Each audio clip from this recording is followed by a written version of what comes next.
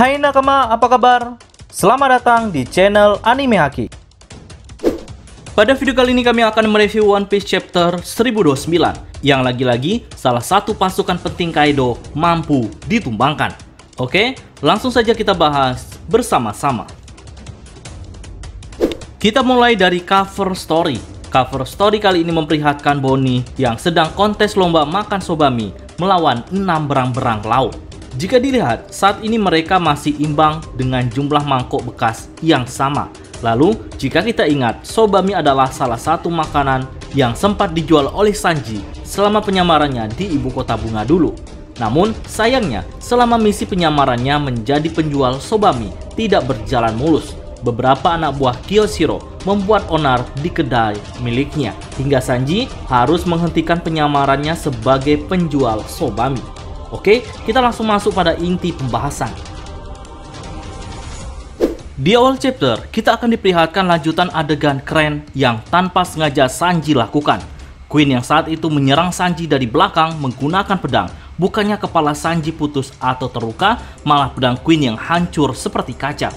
Padahal, seperti yang disampaikan oleh Kroco Kaido, jika pedang Queen terbuat dari baja, jadi sangat mustahil tanpa haki pedang itu bisa hancur. Dan pada kenyataannya yang tidak mereka sadari, kulit Sanji kini sudah sekeras baja. Selama ini, rupanya Sanji bukanlah produk gagal Germa Doublesix. Walaupun sejak kecil fisik Sanji seperti manusia pada umumnya, tapi semenjak menggunakan Red Suit, teknologi yang ada di tubuhnya seketika aktif dengan sendirinya, selayaknya seperti saudara Germa lainnya. Sehingga kini Sanji menjadi manusia kebal peluru, kebal bacok, dan memiliki stamina yang di atas rata-rata manusia biasa. Bagaimanapun cara Sanji menolak fakta ini, tetap saja takdir sebagai salah satu keluarga Germa Doublesix tidak bisa dipungkiri. Nah, yang membuat Sanji menjadi frustasi bukan semata-mata karena teknologi dari keluarga Vinsmoke yang ia dapatkan, melainkan Sanji begitu takut jika ia tidak memiliki hati nurani seperti saudaranya yang lain. Dengan tidak memiliki hati nurani, maka Sanji bisa menjadi mesin pembunuh seperti Vinsmoke lainnya. Inilah faktor terbesar yang paling ditakuti Sanji. Di chapter ini, Sanji diberondongi oleh tembakan laser dari Queen dan juga tembakan peluru dari para Kroco. Tapi lagi-lagi membuktikan bahwa Sanji memang memiliki tubuh yang sekeras baja. Dan ini akan menjadi modal untuk bisa mengalahkan Queen pada chapter-chapter mendatang. Selain memperlihatkan soal Sanji, pada chapter ini juga membahas pertarungan Law Kid versus Big Mom, yang mana Kid tersungkur setelah Hawkins menjadikan ia tumbal dalam pertarungannya melawan Killer. Begitu banyak luka yang ia dapatkan, sehingga bukan hanya tak mampu melawan Big Mom, menurut Law, keberadaan Kid saat ini hanya menjadi beban bagi dirinya. Bagaimana tidak, Law harus berusaha keras agar Big Mom tidak menghajar Kid dengan pedang Napoleon. Sampai-sampai saat mencegah Big Mom, ia harus mendapatkan serangan api dari Prometheus. Ya, walau menjadi beban, tapi Kid tidak bisa disalahkan sepenuhnya. Kini, tinggal bagaimana kecerdikan Killer untuk menghentikan kelicikan Hawkins agar Kid bisa terbebas sebagai tumbalnya. Nah, pertarungan yang terjadi di lantai 2 ini, Big Mom begitu semangat untuk menghabisi dua supernova ini. Serangan demi serangan yang dilancarkan begitu berbahaya. Jika Law ataupun Kid sampai lengah, maka dalam waktu singkat mereka akan mampu dikalahkan oleh Big Mom.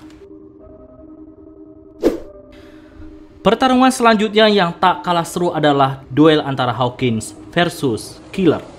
Uniknya, dalam pertarungan ini Hawkins terlihat seperti orang bodoh yang terus-terusan membenturkan kepalanya ke dinding hingga dinding tersebut retak.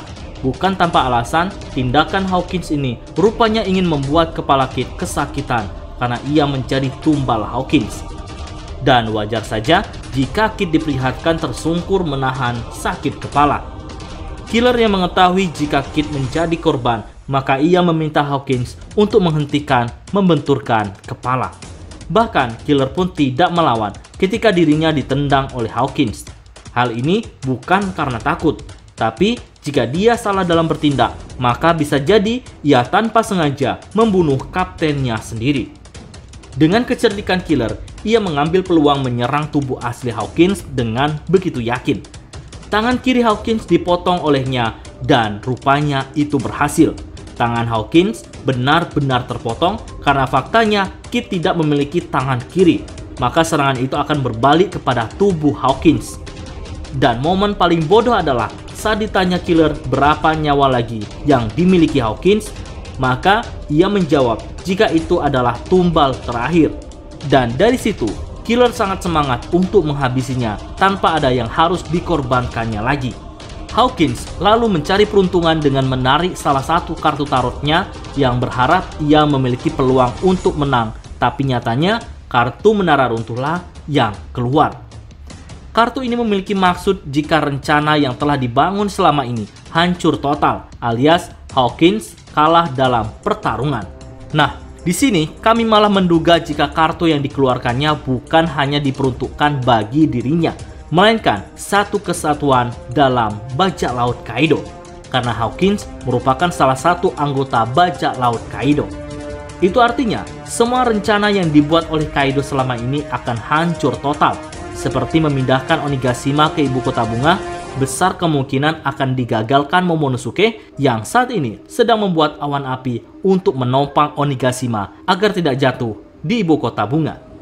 Selain itu, bajak laut hewan buas yang terdiri dari Gifter dan juga pengguna Zoan yang dibentuk oleh Kaido dengan susah payah akan hancur dalam waktu dekat setelah kekalahannya melawan Luffy beserta aliansi.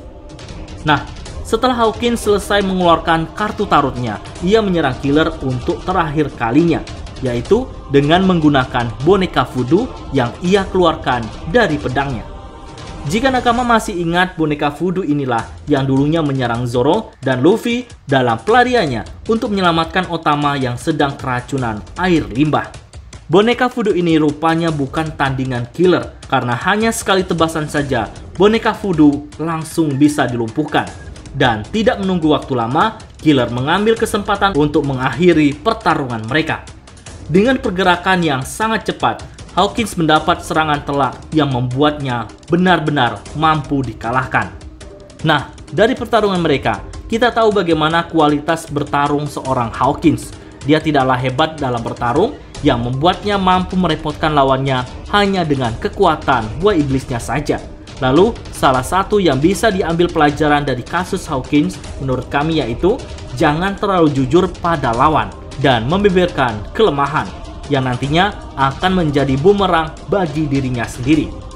Oke, sekian dulu pembahasan kali ini. Jika ada tambahan silahkan isi pada kolom komentar.